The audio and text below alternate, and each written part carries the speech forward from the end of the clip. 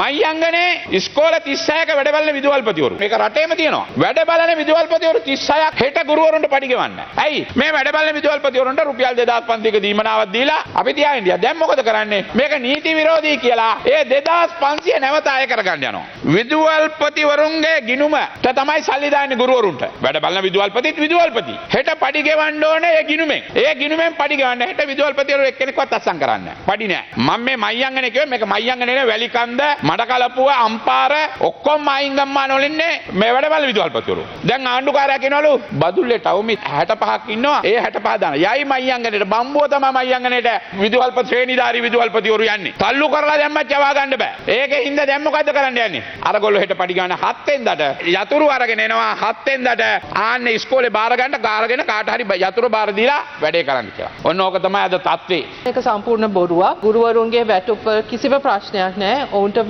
පඩි නිසි වෙලාවට නිසි විදියට ලැබෙනවා කියන ඒ කරෙක්ෂන් එකත් මම කරන්න මේ අවස්ථාව භාවිතා කරනවා.